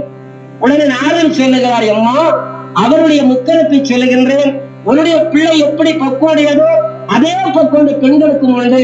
இந்த 7 பெண்களும் தெய்வலோகத்தில் தெய்வேந்திரனுக்கு பூ பறித்து மாலை கொடுத்து வந்தவர்கள். ஒரு நாள் பூ பறிக்க போதாம 7 பேரும் பேசாம படுத்துக் கொண்டாங்க. அப்ப தெய்வேந்திரனுக்கு ஏன் மாலை கொடுக்கவில்லை என்று கேட்டான். உடம்பு நலம் சரியில்லைன்னு சொன்னார்கள். பிரம்மதேவனை கூப்பிட்டு தெய்வேந்திரன், இந்த 7 பெண்களுக்கு நோய் வருவதற்குள்ள காரணம் என்ன என்று கேட்டான். அப்ப பிரம்மதேவன் சொன்னான், இவங்களுக்கு நோய் ஒண்ணு வரல, உலகத்துல போய் கிழக்கிழக்கு ஆசைப்பட்டு சாலம் போட்டு இருக்கிறார்கள் என்று கூறிய உடனே அந்த தெய்வேந்திரனுடைய ஒரு கோபத்தினால் சிவபெருமான் மூலமாக அந்த 7 பெண்களும் நிருபதி மன்னனுக்கு பிள்ளையாக பயிர் செய்யப்பட்டிருக்கிறார்கள். இவர்களும் தெய்வீக பிறவிதான் அதை சொன்ன உடனே அம்மைக்கு பெரும் மகிழ்ச்சி. உடனே இத்தனாம் தேதி திருமணம் என நாளை உறுதிப்படுத்தி அந்த தன்மையிலே இங்கே செய்ய சடங்கு முறைகளை எல்லாம் செய்து பல்லக்கெல்லாம் சுமந்த பூதங்கள் சகல ஆரபாரத்தோடு 56 நாட்டு மன்னவனுக்கு ஓடி அனுப்பி பட்டண பிரவேசம் பகல் 3 ராமொன்று 3 நாளுக்கு கல்யாணம் அம்மா காளியெடுத்து நடத்தினாள். 7 பல்லக்கில சார்ந்தவர்கள் ஏறி உங்களை சடங்கெல்லாம் முடிந்து நிருபதி மன்னனுடைய அரண்மனைக்கு போய் வேத விதி பிரகாரம் கிழக்கு முகமாக இருந்து இந்துக்கள் கல்யாணம் செய்யறோம். இந்த கல்யாணம் தெற்கு முகமாக நடந்துதான். அப்படி தெற்கு முகமாக இருந்து அந்த நிருபதி மன்னனுடைய பெண்களை தாலி வைத்து திருமணம் செய்தார்கள். ஏன் தெற்குமாறு செய்தார்கள் ஒரு கேள்விகளும். இந்துக்கள் எல்லாம் கிழக்குமாறு திருமணம் செய்வா, அது சேராளுக்கும் தெரியாது, யாருக்கும் தெரியாது, என்னவோ சேரும், அவ்வளவுதான். தெரிந்தவங்க சொல்லிக் கொடுக்க போறதும் இல்லை. பொதுவாக தெற்கு முகமாக இந்த திருமணம் செய்தால் அப்படி இதை தருவேன், வேற ஏதாவது கேள்வி சொன்ன உடனே அந்த வேடம் கேட்டா, இந்த பிராய் எந்த அளவுக்கு இடைவெளியாக இருக்குமோ அந்த அளவுக்கு எனக்கு மாமிசம் கொடு என்று கேட்டதும் ஒரு திராசை கொண்டு வர செய்து அதுல பிராவை எடுத்து வைத்து அந்த தட்டுக்களை தார அந்த இடைக்கு எடை தன்னை உடம்பை அறிந்து ரத்தம் சொட்ட சொட்ட அந்த கிராசு தட்டிலே வைத்து அந்த பிராவுக்கு மாமிசம் சேராமல் தானே அந்த தட்டில இருந்து உயிரை கொடுத்தான். அந்த மன்னவன் அவ்வளவு ஜீவகாரனாக தன்னுடைய நீக்கினம் செய்யற்க தான் விருது இன்னுயிர் நீக்கவே தன்னுடைய உயிரை வேண்டுமா கொடு, ஆனா இன்னொரு உடனே உயிரை நீக்காது, அது யாருக்கு உரிமை கிடையாது அப்படின்னு சொன்ன நிலையில அந்த மன்னவனும் வாழ்ந்தான்.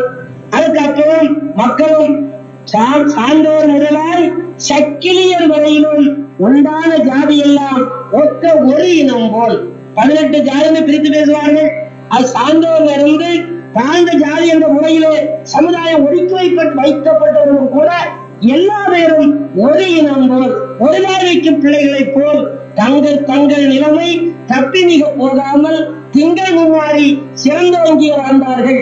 எந்த ஜாதி மத பேதமும் உயர்வு தாழ்வும் அந்த மக்களுடைய உள்ளத்தில் இல்ல. அவரவர்கள் செய்ய வேண்டிய கடமையை அந்த சமுதாயத்துக்கென்று அந்தந்த முறையிலே செய்து நல்ல பண்போடு வாழ்ந்தார்கள். மனுநீதமும் படைத்திருந்தது. எனவே ஆதி நீதம் மனுநீதம் இந்த 2 நீதமும் இருக்கிற பொழுது தெய்வ நீதம் எப்படி இருந்தது? கைலேங்கிரியிலே சிவபெருமான் அம்மை உமையவள் மகிழ்ச்சியாக இருக்கிறார்கள். வைகுண்டத்திலே நாராயணமூர்த்தி லட்சுமாதேவி அவர்கள் சந்தோஷமாக இருக்கிறார்கள். அப்பொழுதுதான் தேவர்கள் எல்லாம் போய் சிவபெருமானை வணங்கி நாட்டிலே இருக்கிற நீரத்தை பாரும், அந்த நாட்டில் நித்ராதேவி அதிகமா போகக்கூடாது, மாதவமாரி மழை பொழியணும், மக்களுக்கெல்லாம் செல்வம் கிடைத்து ஓங்கணும், அந்த முறையில் தான் போய் வேண்டுகிறார்கள். சிவபெருமான் பிரம்மதேவனை கூப்பிட்டு இந்த சாந்தவர்கள் வாழக்கூடிய நாட்டுல எந்த குறையும் வரக்கூடாது, அவ்வளவு நல்லதையும் அப்படி அமைத்துவிடு, மக்களால் நீடோடி காலம் வாழ வேண்டும் என்று சிவபெருமான் சொல்ல பிரம்மதேவன் அப்படியே அமைத்து வைத்தார். அந்த தன்மையில் எந்த ஒரு குறையில்லாமல் அந்த இனங்கள் திருப்தி அடைகிற முறையில் பரிசுத்தமான ஒரு குலமாக இந்த பாரத நாட்டிலே வாழ்ந்த அத்தனை உயிர்களும் வேதம் இல்லாமல் தெய்வீக உணர்விலே 3 நீதத்தோடும் வாழ்ந்து வந்தார்கள். இது ஒரு காலநிலை. இலக்கியங்கள் கூட ரொம்ப அழகா பேசுகிறது. நாட்டை ஆண்டு கொண்டிருந்த மன்னவர்கள், ஒரு மன்னவே தேர ஓடிட்டு போனாதான் காட்டுது, போற பாதையில ஒரு முல்லை கொடி வளர்கிறதுக்கு இடம் இல்லாம போற பாதையில வந்து கிடந்துதான். மன்னன் அதை மிதிக்க கூடாது, தேர ஓட்டக்கூடாது, பாவம் என்று எண்ணி தேர நிறுத்தி அந்த முல்லைக்கொடியை அப்படியே பறந்துட்டு போனானா. இன்னொரு மன்னவன் சாயந்தர வேளையில் உலாவதுக்கு போனான். ஒரு பீதாம்பரப்பட்ட மூடி இருந்தான். மழை காலம். இந்த கார்மேகத்தை கண்டா மயில் களிப்புத்து ஆடும். அந்த குழந்தை காது வீசிய உடனே அந்த மயில் தோகை விரித்து ஆடியது. அதை பார்த்ததும் மன்னவனுக்கு குளிர்னாலதான் இந்த மயில் நடுங்குகிறது, அது மகிழ்ச்சியினால ஆடல அப்படின்னு சொல்லி தான் மூடியிருந்த அந்த பீதாம்பரப்பட்டை மயிலினுடைய குளிரை அகற்ற வேண்டும் என்று அந்த மயிலுக்கு மேலே போர்த்தி விட்டு சென்றான். இது நம்ம நாட்டில் நடந்த சரித்திரங்கள், கதை இல்ல, கட்டுக்கதை இல்ல. அப்படிப்பட்ட முறையில் பரிசுத்தமான நிலையிலே நீதி வழங்கிய மனுநீதி சோழன் தன்னுடைய மகன் தேரை ஓட்டி சிவன் ஆலயத்துக்கு போற பொழுது ஒரு பசுவின் கன்றை கொண்டு விட்டான்னு சொல்லி தானே கருத்துல ஏறி தன்னுடைய ஒரே மகன் வாரிசை தேர்கால கட்டி வச்சு தானே தேர் ஓட்டி கொண்டான். மிருகத்துக்கு ஒரு நீதி, மனிதனுக்கு ஒரு நீதி என்று இல்ல, எல்லாம் ஒன்றுதான் என்று பாரம்பரியம் கொண்ட புண்ணிய பூமியை அந்த தமிழ் திருநாடு இந்த இலக்கியங்களை பார்க்கிற பொழுது அத்தனை நிலைகளையும் படம் பிடித்து காட்டுகிறது. நம்ம அதையெல்லாம் மறந்து போனோம். எனவேதான் அந்த காலையில் வரக்கூடிய சங்கடங்கள்லாம். அப்படிப்பட்ட 3 நீதத்தோடு இந்த பாரத நாடு எந்த குறையில்லாமல் பண்பாடோடு வாழ்ந்து கொண்டிருக்கிறது. வேற எந்த மதங்களும் பாரத நாட்டில இல்லை. அந்த தன்மையில் இயங்கிக் கொண்டிருக்கின்ற பொழுது முக்கியமான இடம் நாராயணமூர்த்தி ஸ்ரீரங்கத்தில் கொண்டிருக்கிறார். பத்திரகாளி அம்மா குட்டாபுரத்தில் இருக்கிறார். எல்லா மக்களும் ஒருதாய் வீட்டு பிள்ளைகளைப் போல எந்த மக்களுடைய மனதிலையும் எந்த தேடமும் இல்லாமல் அவரவர்கள் சமுதாயத்துக்கு செய்ய வேண்டிய கடமைகளை ஒழுங்காக செய்து நல்லவர்களாக வாழ்ந்து கொண்டு வருகிறார்கள். இப்படி வாழுகிற பொழுது திருப்பால் கடல்ல பழி கொண்டிருந்த நாராயணமூர்த்தி லட்சுமாதேவி அம்மையை பார்த்து சொல்லுகிறார், உலகத்திலே எதிரி ஏன் தோன்றினான், தாங்கள் ஏன் போய் அவதாரம் செய்கிறீர்கள், அவன் எதிரியாகிறதுக்குள்ள காரணம் என்ன? அந்த அம்மா கேட்டதுக்கு தான் அந்த அகிலத்துவமான பெரும் காவியத்தை சொல்லிக் கொண்டே வருகிறார். அப்படி சொன்ன அந்த நாராயணமூர்த்தி கண்ணதுரான் இப்படி மக்கள் எல்லாம் வாழ்ந்து கொண்டிருந்தார்கள் தேவி. அந்த கதையாளர் ஆரம்பிக்கிறார். அம்மா கேட்கிறார், இப்படி வாழ்ந்து கொண்டிருந்த மக்களுக்கு வேற என்ன சங்கடம் வந்தது என்று கேட்டதும், கூட்டு கிளியே, இப்படி வாழ்ந்து கொண்டிருந்த மக்களுக்கு நாட்டுக்கு கேடு நாட்படித்த செய்தியை கூட்டு கிளியே கூர்மையாக நான் சொல்லுகிறேன், கவனமாக கேடு என்று அந்த காவியத்தை மீண்டும் சொல்ல ஆரம்பிக்கிறார். இப்படி மக்கள் எல்லாம் நல்லவர்களாக தூயவர்களாக பெண்கள் எல்லாம் கணவனை தெய்வம் என்று போற்றி கற்புக்கரசிகளாக தெய்வீக நிலையிலே வாழ்ந்தார்கள். அப்பா அம்மாவுடைய உணர்விலே தெய்வத்தை பிள்ளைகள் கண்டது, பிள்ளைகளுடைய உணர்விலே அப்பா அம்மா தெய்வத்தை கண்டார்கள். கணவன் தான் தெய்வம் என்று மனைவி கணவனை வணங்கினாள், கணவன் மனைவியை வணங்கினான். இப்படி தெய்வீக உறவோடு பரிசுத்தமான முறையில் பேதம் இல்லாமல் எல்லா மக்களும் ஒரீனமாக வாழ்ந்து கொண்டிருக்கின்ற அந்த நிலையில் நாட்டுக்கு கேடு நாட்படித்த செய்தியை கூட்டு கிளியே நான் சொல்லுகிறேன், கூர்மையாக கேடு. நாட்டுக்கு கேடு பிடித்த செய்தியை சொல்லுகிறார். இன்னைக்கு உலகத்தில் வாழக்கூடிய 600 கோடிக்கு மேற்பட்ட அத்தனை மக்களுடைய நாட்டுக்கு கேடு பிடிச்சிருக்கிறது. நாடுன்னு சொன்ன உடனே இந்த மண் இல்ல, இந்த மண்ணை, இந்த ஆகாசம், இந்த சூரியன், இந்த காற்றில் இந்த அன்னைக்கு இருக்கு. இது ஒரு நாள் அழிய போறதும் இல்லை. நாட்டுக்கு கேடு என்றால் மக்களுடைய எண்ணங்களுக்கு கேடு பிடித்திருக்கிற செய்தியை நான் சொல்லுகிறேன். இன்னைக்கு எல்லா மக்களுடைய எண்ணங்களுக்கும் கேடு பிடித்திருக்கிறது. மிளகு செடியை வைக்கிறோம், அது நிறைய பூக்கும், அவ்வளவு பூக்கள் வந்துடும். ஏன் அந்த மிளகு செடிக்கு நோய் ஏற்பட்டிருக்கிறது. நோய் இல்லாத மிளகு செடி நிறைய கொத்து கொத்தா காய்க்கும். அதே போல நம்முடைய மனம் இருக்குல்ல, அந்த மனதுக்குள்ள ஒரு நோய் இருக்கு. அந்த நோயை நாம் கண்டுபிடித்து விட்டால், மிளகு செடியின் நோயை நாம் கண்டுபிடித்தால் மருந்தளித்து நிச்சயமா அகற்றிடலாம். நம்முடைய மனதுக்குள்ளே இருக்கின்ற நோயை, மனதுக்குள்ளே இருக்கின்ற அந்த பொல்லாத விஷக்கிருமியை ஐயா சுட்டி காட்டுகிறார். நாட்டுக்கு கேடு பிடித்திருக்கிறதுனா மக்களுடைய எண்ணங்களுக்கெல்லாம் இன்றைக்கு கேடு பிடித்திருக்கிறது. என வரக்கூடிய விளக்கங்கள் அது என்ன கேடுங்கிறதா? நாட்டுக்கு கேடு நாள் பிடித்த செய்தியை கூட்டுக்கிளியே நான் சொல்லுகிறேன், கவனமாக கேளு என்று லட்சுமாதேவி அம்மையை பார்த்து நாராயணமூர்த்தி சொல்லுகிறார். அம்மை வருத்தத்தோடு கேட்டுக் கொண்டிருக்கிறார். முக்கியமாக கவனிக்க வேண்டும், இந்த பாரத புண்ணிய பூமியில் எந்த குறையில்லாமல் 18 ஜாதி மக்களும் ஒருதாயிரத்து பிள்ளைகளை போல கடுகளவு மனிதன மாசு இல்லாமல் பரிசுத்தவான்களாக தங்கள் கடமை தவறாமல் அந்த நிலையில் வாழ்ந்து கொண்டிருக்கிறார்கள். எந்த தன்மையில 3 வீதத்தோடும் இந்த நாடு இயங்கிக் கொண்டிருந்தது. அப்பொழுது கைலையங்கிரியிலே சிவபெருமான், அம்மை உமையவள், விநாயக பெருமான், முருகப் பெருமான், எல்லா தெய்வீகங்களும் கூடியிருக்கிறது. அப்போ ஒரு குருமுனிவன் எழுந்தான். குருமுனிவன் ஒரு குள்ள முனிவன் சிவபெருமானை பணிந்தான். சொல்லுகிறான், முன்னே பிறந்த குரோணி தன்னை மோதி 2ஆக உடல் பிளந்து தன்னே உயிரோடு அஞ்சம் செய்து சுவாமிதனை நிலையாட்டதினால் வல்ல திருமால் கொலையடக்கி வந்தார் சடலம் இறந்து கொண்டால் இன்னும் அந்த குரோணிக்க துண்டு வந்து உண்டல்லவா, அதை நாம் பிறவி செய்ய வேண்டாமா? ஆனா அந்த குருமுனிவன் சிவபெருமானை பற்றி கேட்டான். சிவபெருமான் சொல்லுகிறார், குருமுனிவா, ஆதியிலே பிறந்த குரோணியை நாராயணமூர்த்தி 6 துண்டாக வெட்டினார். 5 துண்டங்கள் அவனை நினையாமல் பிறந்து அழிக்கப்பட்டிருக்கிறது. துரியோதனாக பிறந்தான், ராவணனாக பிறந்தான், இளையனாக பிறந்தான், சூரனாக பிறந்தான், தில்லைமலாவாக பிறந்தான், பிறகு குண்டமசாலியாக பிறந்தான். அந்த 6 பிறவியிலையும் அவன் நினையாமல் அது அழிக்கப்பட்டிருக்கிறது. இன்னும் ஒரே ஒரு துண்டம் உண்டு, அதை நாம் பிறவி செய்ய வேண்டும் என்று சிவபெருமான் கூறிய உடனே நாராயணமூர்த்தி எங்கன்னு கேட்கிறார். சிவபெருமான் இதுக்கு முன்பாக ஒவ்வொரு இடமாக பிறவி செய்கிற பொழுதும் எல்லாரும் கூடியிருந்து பிறவி செய்தோம். இப்ப அவரை காணல, அவர் எங்கே இருக்கிறான்னு கேட்டார். அதற்கு அந்த குருமுனிவன் சொன்னா, ஈஸ்வரா, இந்த மகாவிஷ்ணு ஆகிய நாராயணமூர்த்தி 9வது பிறப்புக்காக பாதாள லோகத்திற்கு தவம் செய்து இருக்கிறாரு. இப்ப நினைச்சா அவங்க வாழ்வுக்குள்ள வழி இல்ல. செய்ய வேண்டிய பிறவியை நாம் உடனே செய்துவிட வேண்டும், காலதாமதமாக்க கூடாது என்று அந்த குருமுனிவன் சொன்னார்.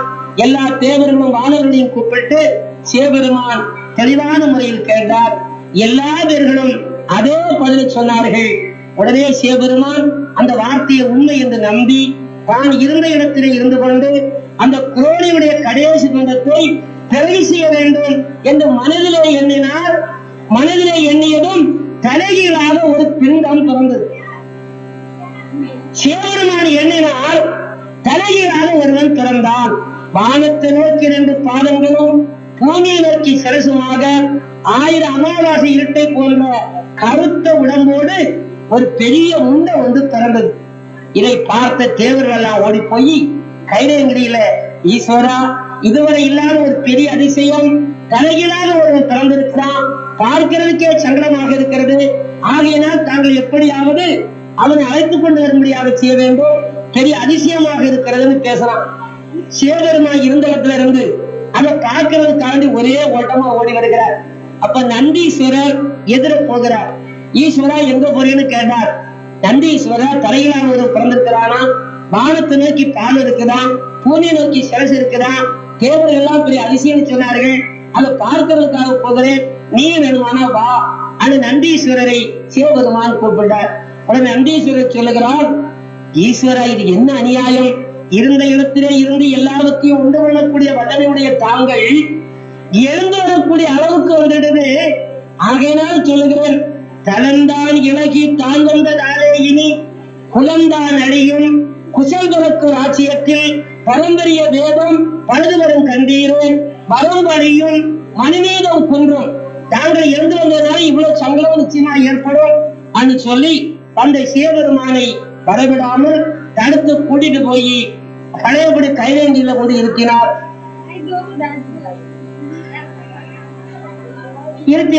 நந்தீஸ்வரர். சிவபெருமானுக்கு உள்ளத்தில் கொஞ்சம் அச்சம். உடனே நந்தீஸ்வரா, தலைகளாக ஒரு பிறந்திருக்கிறான், இவன் என்ன செய்வான், இவன் ஆயுஷ் என்ன, பிலம் என்ன, புலம் என்ன, தன்மை என்ன, இதெல்லாம் எனக்கு தெளிவா சொல்லு என்று கேட்டதும் நந்தீஸ்வரர் சொல்லுகிறார், ஈஸ்வரா எனக்கு தெரியாது. அப்படி அவரை பற்றியுள்ள பண்பை நாம் தெரிந்து கொள்ள வேண்டுமானால் தாங்கள் சித்திரபுத்திரனாரை வருவித்து கேட்க வேண்டும், அவர் கணக்கு தெளிவா சொல்லுவார் என்ற உடனே சிவபெருமான் சித்திரபுத்திரனாரை நினைத்தார். சித்திரபுத்திரனார் கணக்கோடு வந்தார். சிவபெருமானை பணிந்து தலைகளாக பிறந்திருக்கிற அண்ணனுடைய ஆயுசு, பலன்கள், தன்மை எல்லாம் தெளிவாக சொல்லுகிறார். ஈஸ்வரா, அப்பவும் அண்மை அடக்கி மிக பெறாமல் கொப்பளித்து தானாய் பொறுத்து வந்த நீசனுக்கு தத்துவம் 96 தடி குணம்தான். 96 தத்துவம் ஒரு மனிதனுக்கு அப்பனும் அம்மையும் சேர்ந்து பிறக்காமல் தானே குறித்து வந்திருக்கிறதுனால 96 தத்துவமும் தடி குணம்தான். நாளைக்கு என்ன வருங்கிற சிந்தனையே கிடையாது. அந்த எண்ணம் புத்தி புலனைந்தும் பொய்ப்புண்ட போதாம். சத்துருக்கள் கண்ணும் காடும். இவருடைய காடும் இந்த கண்ணு இருக்குல்ல, ஆன்ம ஞானத்தை அடியோடு தின்னக்கூடிய சத்துருக்கள். நல்ல இடத்துக்கு மனம் போக விரும்பாது, நல்ல இடத்துக்கு இந்த காடு போகாது, தன்னை கெடுக்கக்கூடிய அடியோடு ஒழிக்கக்கூடிய 100 ஆண்டுக்கு வாழ்வதற்கான இந்த உடலை 40-50 ஆண்டுகளை அழிக்கக்கூடிய பக்குவ முறையில்தான் இது இயங்கும். 96 தத்துவம் தடி குணம்தான். புத்தி புலனைந்தும் பொய்ப்புண்ட போதாம். சத்துருக்கள் கண்ணும் காடும். தலையும் ஒரு நீசம். மாய காயமுதுக்கு வயசம் ஒரு நோயிருப்பு. தோய நாட்கள் துகைபத்து 100,000 தான். வாழுவந்தி சேர்க்கை வரிசம் 14 வயதான என் பெரியார் ஆகிறான். ஆனாத கண்ணாக சரி. பாலுந்து கசவம்பு செலுத்த 31 ஆண்டில் ஆர்க்க நரம்பு அடக்கு நரம்புடனே மூர்க்க தசையும் முதலும் புதலடங்கும் பந்தனிரோட வகைக்காகாத பாண்டம் இது. பின்பிறந்த வீடு வெளிவாசல் ஓட்டதுமாய் ஓட்ட மடத்துக்கு 9 கொண்டுடனே வீட்டை பிரித்தால் விறகுக்காகாது. பசையில்லாத பாவை பச்சி கொண்டு அடிவரும். பச்சைக்கு காயம் பகித்துகிட்ட முட்டுகையில் குச்சியை கீழ் போட்டு குறித்தோடு இக்குருவி கூடி இவன் மணியின் ஈஸ்வரரே என்று சிவபெருமான் கேட்கிற முறையிலே அந்த சித்திரபுத்திரனார் தெளிவாக இந்த வரலாறை சொல்லி முடித்தார். பொதுவாக சொல்லுகிறது கதை வரலாறு தான். இதுக்குள்ள தத்துவங்கள் புதைந்து இருக்கிறது. தத்துவத்தை விளக்குவதற்காக வருகிற கதைகள். எனக்கு தத்துவத்தை தெரிந்தால்தான் அது உங்களுக்கு நல்லது, சொல்லுகிற எனக்கு நல்லது. ஆகவே தத்துவ விளக்கமாக நான் பார்க்கின்ற ஒரு பொருளை உள்ளபூர்வமாக நான் உணர்கின்ற பொழுது சில குதர்க்கங்கள், சந்தேகங்கள் நிச்சயமாக அதுல தீரும். தாரணமாக சொல்லுகிறேன். அயோத்தி அமிர்தமங்கையில் 7 பிள்ளைகள் கண்ணபிரான் நாராயணமூர்த்திக்கு சப்தகன்னிமார்கள் அக்கினியை கண்ட ஆக பிறந்ததாக வரலாறு. இதை பார்த்தோம். எல்லாருமா கூடி பேரிட்டார்கள். பத்திரகாளி அம்மா வளர்த்தா, நிருபதிகளுடைய பிள்ளைகள் திருமணம் ஜீவித்தா, அவங்க அந்த உலகத்தில் நல்ல முறை வாழ்ந்து கொண்டிருந்தார்கள். எனதான் அந்த வரலாறு வருகிறது. தத்துவமான ஒரு பொருளாக பார்த்தால் அந்த உண்மையை தெரிந்து கொள்ள வேண்டும். பராசக்தி என்று சொல்லக்கூடியவள் வெளியே எங்கேயும் இல்லை. ஒவ்வொரு மனிதனுக்கும் 6 ஆதாரங்கள் உண்டு. மூலாதாரம், சுவாதிஷ்டானம், மணிபூரகம், அநாகதம், விசிக்தி, ஆத்மை. மூலாதாரங்கிறது எல்லாருக்கும் உண்டு. மூலாதாரத்திலிருந்து குறுக்கெலும்பு இல்லையா, அதான் கொடிமரம். இந்த கொடிமரம் 64 வடிவம் தான் கொடிமரம் ஆட்டுவாங்க. அந்த கொடிமரங்கிறதே இந்த குறுக்கெலும்பு நடந்திருக்கல, அவங்க எலும்பு இந்த குறுக்கெலும்பு தான். அதுல சுசம்னாங்கிறது சுடிமுனை. எனவே மூலாதாரத்தில் ஒடுங்கி இருக்கிற சக்தி தான் குண்டலிக சக்தி. அந்த அம்மைதான் வேற எங்கேயும் இல்லை. அந்த அம்மையை எழுப்புகிறதா கோவில். அதுக்கு அதான் ஒரு வடிவத்தை வச்சுக்கிட்டு பூஜை முறைகள்லாம் செய்கிறோம். ஆனா அந்த உண்மை யாரும் சொல்லி தர மாட்டாங்க. அந்த மூலாதாரத்தில் இருக்கிற சக்தியை எழுப்புகிற வழிபாடுதான் சக்தி வழிபாடு. அந்த சக்தி வேற எங்கேயும் இல்லை. அந்த மூலாதாரத்திற்கு கடவுள் விநாயகர். மூலாதார சுவாதிஷ்டானத்திற்கு பிரம்மதேவனும் சரஸ்வதியும், மணிபூரகத்திற்கு நாராயணனும் லட்சுமியும், என அநாகதத்திற்கு சிவபெருமானும் பார்வதியும், விசித்திக்கு சதாசிவம். இந்த தெய்வீக சக்திகள் நம்முடைய ஒவ்வொருடைய உடம்பிலும் ஆதாரபூர்வமாக அமைக்கப்பட்டிருக்கிறது. அது மூலாதாரத்தில் ஒடுங்கி இருக்கின்ற குண்டலிக சக்தியைத்தான் பராசக்தி என்று வெளிப்படையாக வேதங்கள் சொல்லி காட்டுகிறது. அந்த சக்தியை உணர்வதற்காகத்தான் சக்தி வழிபாடு. அதை பெரியவங்க எல்லாம் பணமாட்டம் போட்டு விக்கிரமாட்டம் போட்டு காட்டினார்கள். அந்த சக்தியை வழிபடும்போது முதலாவது புண்டரீக சக்தி வேலை செய்ய ஆரம்பிக்கிறது. அந்த சக்தி எப்படி வருகிறதுன்னா, பொதுவாக நான் காலையில ஒருபடி பால் சாப்பிட்டேன்னு வச்சுக்கோங்க. இந்த பால் சாப்பிட்டு வயிற்றுக்குள்ள போன உடனே கழிவு பொருட்கள் போக ஜீரணித்ததும் கழிவு பொருட்கள் போக அந்த ரத்தமாக மாறுகிறது. எல்லா பேருக்கும் சாப்பிட்ட ஆகாரம் வயிற்றுக்குள்ள போன உடனே அது ரத்தமாக மாறும். அது மாறலன்னா ஆள் அவுட்டாகி போகும். அப்படி நான் சாப்பிட்ட பாலானது கழிவு பொருட்கள் போக சுத்தமான ரத்தமாகிறதுக்கு 7 நாட்கள் ஆகும். புரிஞ்சுக்கிறது?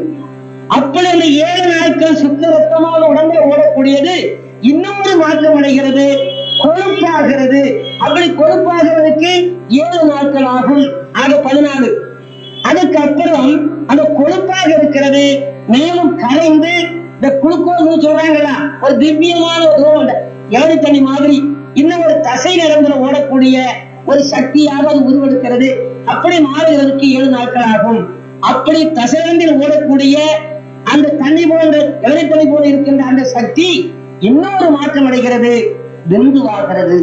இது ஆணுக்கும் உண்டு பெண்ணுக்கும் உண்டு. மாதத்துக்கு ஒரு முறை கண்டிப்பாக இந்த உடல் வளர்ச்சியில் தின்னக்கூடிய ஆகாரங்கள் உடலுக்குள்ள போய் இவ்வளவு மாற்றம் அடைகிறது. அப்படிப்பட்ட சக்தி எல்லா வல்லமையும் தரக்கூடியவள். பேச்சு திறமை, உடலுக்கு சக்தி, ஞானம் எல்லாம் அந்த சக்தி தான் கொடுக்கிறார். என்ன சக்தி?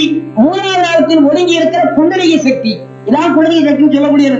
இந்த சக்தியானது நேர கீழே இறங்கி குருத்தெலும்பு வழியாக மூலாதாரத்தில் 1000 பாம்புகளை போன்ற முறையில் சுருண்டு போய் அப்படியே படுத்திருக்கு. அந்த மூலாதாரத்தில் ஒடுங்கி இருக்கிற அந்த சக்தி மூலாதாரம், சுவாதிஷ்டானம், மணிபூரகம், அநாகதம், விசித்தி, ஆக்கு, இந்த ஒவ்வொரு ஆதாரத்தையும் தாண்டி தாண்டி அது மேல வரும். அது மேல வருகிறதா நிமிர்ந்திருந்து தியானம் பண்ணுகிற சிறுமத்துல தாங்கி அப்படியே தியானம் பண்ணுகிற பொழுது கண்ணை மூடி மூலாதாரத்தின் சக்தியை நினைத்தால் அது பாம்பு ஏறுவதை போல மேல மேல ஏறும். அது பரமஹம்சரும் விவேகானந்தரும் ஆதி சங்கரரும் தெளிவாக சொல்வார்கள். தண்ணீருக்குள்ள மீன் போவது போலவும் ஆகாயத்திலே கொக்கு போவதை போலவும் நான் இந்த சக்தியை உணர்கின்றேன். மனிதனுக்கு மனதில் ஆற்றலையும் ஞாபக சக்தியும் ஞானத்தையும் கால்வழியாக கேட்கின்ற சக்தியும் எல்லா சக்தியும் அருளக்கூடியது அந்த புண்டரீக சக்தி தான். அதுதான் கடவுள் நம்ம தெய்வமாக வழங்குகிற அந்த சக்தியானது பழையபடி மேலே ஏறுகிறது. அதனால சகசாரத்தில் தான் பரிபூர்ணமான ஞானம். அதுக்கு எல்லா அறிவும் எல்லா ஒளியும் பரிபூர்ணமாக வந்தது. அந்த மனதை இருக்குங்கிறதே கிடையாது. அப்படிப்பட்ட அந்த புண்டரீக சக்தி இப்ப என்ன ஆகுது? இந்த மனமானது நான் முதல்ல சொன்ன மாதிரி ஆன்மாவை உணர்கிற போது, ஆன்மாவை அறிகின்ற பொழுது நான் அழிந்து போகிற உடம்பு அல்ல, உடம்புக்குள் இருக்கிற சேதனமான ஆன்ம சுரூபம், நான் அழியாதவன், என்றைக்கு இருக்கிறவன். இந்த உடம்பு நான் எடுத்திருக்கிறேன், வினையினால் உடம்பை போயிட்டாச்சுன்னா நான் மீண்டும் பிறப்பேன், இல்லையெல்லாம் கடவுள்கிட்ட போய்விடுவேன் என்ற அந்த உண்மையை உணரக்கூடிய ஞான நிலையிலே செயல்படுமையானால் அந்த சக்தி 7 நல்ல எண்ணங்களாக அந்த ஆன்ம ஒளியிலே அப்படியே பிரகாசிக்கிறது, ஜோதியாக அப்படியே பிரகாசிக்கிறது. அந்த நிலைக்கு போகாமல் இந்த புலங்கள் பொறிகள் வாயிலாக மனம் இந்த உடலை உண்மை என்று நம்பி உடல் இன்பத்தில மயங்கி அதில் விழுகின்ற பொழுது இந்த சக்திகள் எல்லாம் பாழா போகிறது. அந்த சக்தி பாழா போனால் மனதுக்கு ஆற்றல் போயிடும், கண் பார்வை போயிடும், பேச்சு திறமை போயிடும், எல்லா சக்தியும் போயிடும். உடம்புக்கு நோய் வர ஆரம்பிச்சிடும். அப்படி நோய் வர ஆரம்பித்த உடனே மனதுக்கு ஆற்றல் வரும்போது அதுக்காகத்தான் குடிப்பழக்கங்கள், வேற நிம்மதி கிடையாது மனதுக்கு. எனவே சினிமா பார்க்கணும், அதுல கொஞ்சம் நிம்மதி, வேற எதுலையுமே கிடையாது. எனவே அப்படிப்பட்ட அந்த மூலாதாரத்தில் ஒடுங்கி இருக்கின்ற குண்டலை சக்தியினுடைய ஒரு இன்பம் தான் இன்றைக்கு உலகத்தில் நாம் அனுபவிக்கின்ற சிற்றின்பம் என்று ஒரு கன நேரத்தில் தோன்றி மின்னலை போல மறையக்கூடிய இன்பம். அதை விட 1000கணக்கான மணி நேரம் பேரின்ப உணர்வை பெற்று உடம்பெல்லாம் சிறப்பு அதில் கிடைத்திருக்கின்ற இன்பம் அந்த ஆன்மீக நிலையிலே இருக்கிறது. அதை தருகிறதெல்லாம் குண்டலை சக்தி மேலே ஏறி அந்த பக்குவத்தை தருகிறது. இதே தத்துவத்தை பார்க்கிற பொழுது பத்திரகாளி சொல்லக்கூடியவள் 7 சார்ந்தவரை வளர்த்தான்னு சொன்னா உடனே இந்த உடம்போடு பிறந்த பிள்ளைகள் என்று நாம் நினைக்க கூடாது. அக்கினியிலே பிறந்த பிள்ளை அது உடனே பிறந்த பிள்ளைன்னு சொன்னா அந்த குண்டலிகை சக்தியினுடைய சக்தியால் தன்னை ஆன்மா என்று உணர்ந்து அறிந்து வாழக்கூடிய நல்ல எண்ணங்கள் 7 அதிலே தோன்றியது. அந்த தன்மையை விட்டு உடம்பை மனம் பற்றுகிற பொழுது உடம்புக்கு சொந்தமாக இருக்கின்ற 7 தீயனங்கள் காமம், குரோதம், லோபம், மோகம், மதம், அச்சம், தம்பம், இந்த 7 தீயனங்களை அந்த மனம் பற்றி புலங்கள் பொறிகளுக்கு அடிமையாகி இந்த இருளாகிய உடலுக்குள்ளர்ந்து காலமெல்லாம் சங்கடமும் துன்பமும் கவலையும் ஏற்று அருந்திக் கொண்டிருக்கிறது. உடல் அஞ்ஞானம், ஆன்மா ஒளிமயமானது. மன உடலை பற்றுகிற பொழுது பற்றதான் சொல்லுவார். இந்த உடம்பு பற்றி சொல்லுகிற பொழுது ஆங்கார பொக்கிஷம், கோப களஞ்சியம், ஆணவம் என்ற அரண்மனை, பொய் வைத்த கூடம், பெருமதில் காம விலாசம், ஒன்னு நம்பி நான் எங்க ஞானத்தடைய போல சொல்லுகிறார்.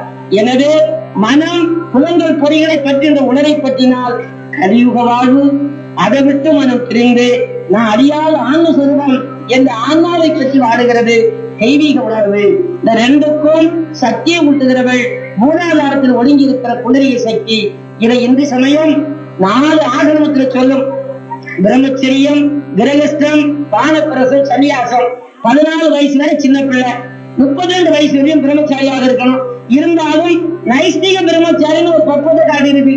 இல்லறத்தில் ஈடுபட்டு ஒரு மனைவியோடு வாழ்ந்தாலும் தெய்வீக உணர்வுகளை அவங்க மனதை வசப்படுத்தி அடக்கி வாழுகிற தன்மையில் இருந்தால் இல்லற தாம்பத்திய வாழ்க்கையிலே ஒரு பிரம்மச்சரிய விரதம் அவர்களுக்கு ஏற்படுகிறது. அதான் நைஷ்டிக பிரம்மச்சரியம். மாதத்துக்கு ஒரு முறை இல்லறத்தில் ஈடுபடக்கூடிய ஒரு பக்குவம் ஒரு ஆணுக்கு ஒரு பெண்ணுக்கும் இருந்தால் அவங்க சொர்க்கத்தில் வாழுகிறார்கள். நோயே வராது, கவலையே வராது, கஷ்டமே வராது. 100 ஆண்டுக்கு நிம்மதியோடு வந்து வாழ்வான். சரி, அந்த நிலையும் முடியாம இருந்தாலும் 15 நாளைக்கு ஒரு முறையாவது இல்லற தர்மத்தில் அவன் ஈடுபடலாம். அதை மீறி செயல்பட்டால் நீ தொலைந்தாய், அழிந்தாய். அந்த மனதை அடக்கிறதுக்குத்தான் தெய்வ வழிபாடுகள். வேற எதிரையும் இந்த மனம் அடங்காது. எவ்வளவு பொண்ணு கூட சம்பாதிச்சு வச்சாலும் நோய் வந்து நான் சங்கடம் வந்துடும். நிம்மதியாக வாழக்கூடிய ஐஸ்தீக பிரம்மச்சரியம் இந்த